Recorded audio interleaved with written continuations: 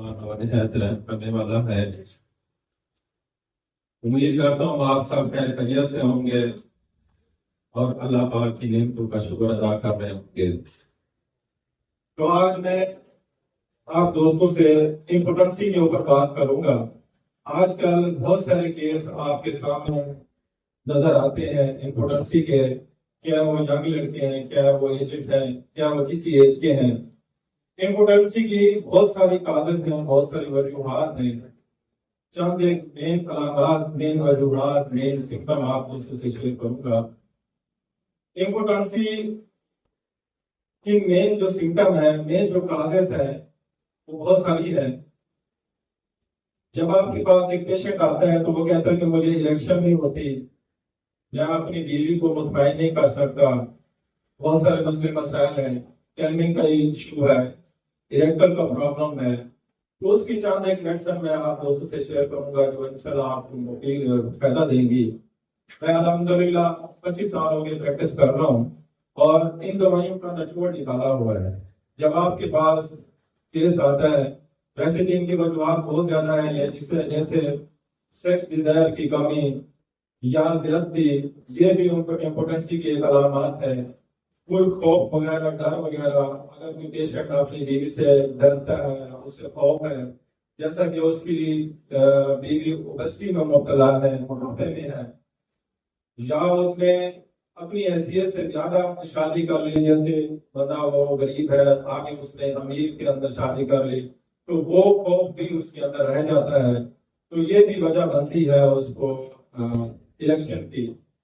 दूसरी वजह है मैदे के मसाइल, मसाले के मसाइल, मसाले में गर्मी है, तो ये भी वजह टाइमिंग का इशू बन सकता है। और मेन जो वजह होती है माइंड की, अगर माइंड ठीक है, क्योंकि ये सारा नेचुरल कलेक्शन माइंड और मसाले के साथ है, आपने अपने माइंड को फ्रेश रखना है। तो इसकी ज्यादा एक वजह मेडिसिन है जो आप दोस्तों से शेयर करना चाहूंगा। होम्योपैथी की जो मेडिसिन है, सबसे बड़ी मेडिसिन जो इलेक्शन को बढ़ाने के लिए, वो अनोस सोडियम सीएम की एक डोज आपने देनी है, पहली खुराक। होम्योपैथी की बहुत अच्छी मेडिसिन है, आपने पहले दिन 3 खुराकें सुबह दोपहर शाम देनी है, जो इलेक्शन को बढ़ाती है। उसके बाद दूसरी मेडिसिन है आयोडीन। ये गदूदों की बहुत अच्छी दवा है, जो गदूद को एक्टिव करती है और रिएक्शन को बाहर रखती है। और तीसरी मेडिसिन है लैकोपोडियम। लैकोपोडियम तो आप सब जानते हैं, ये मर्दों की एक मेडिसिन है जो बड़ा अच्छा काम करती है। और चौथी जो मेडिसिन है, अक्सर ही पेशेंट ये गनोरिक होते हैं, सुजाकी पेशेंट होते हैं, अक्सर जो है ना जिनको सुजाक होता है, उस वजह से भी जो है ना उनको मर्दाना कमजोरी होती है, वो एगनेस्ट का 1 इस्तेमाल कर सकते हैं।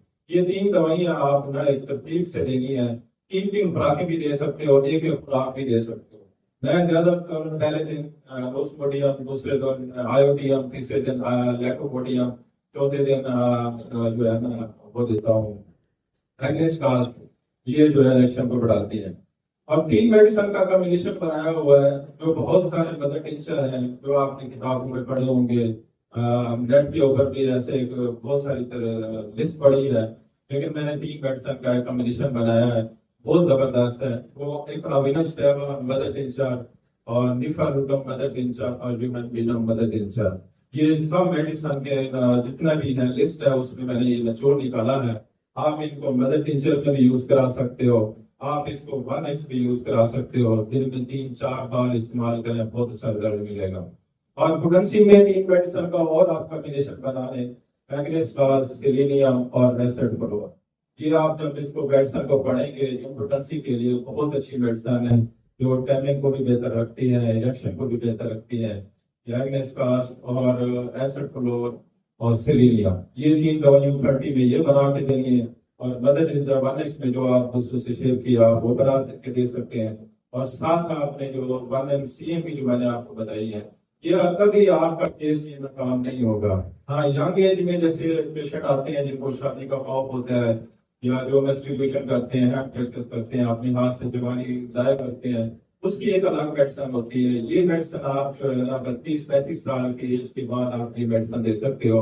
अगर वो नीचे आप जाएंगे तो यंग एज में फिर उसकी अलॉटमेंट सब बन जाएंगे।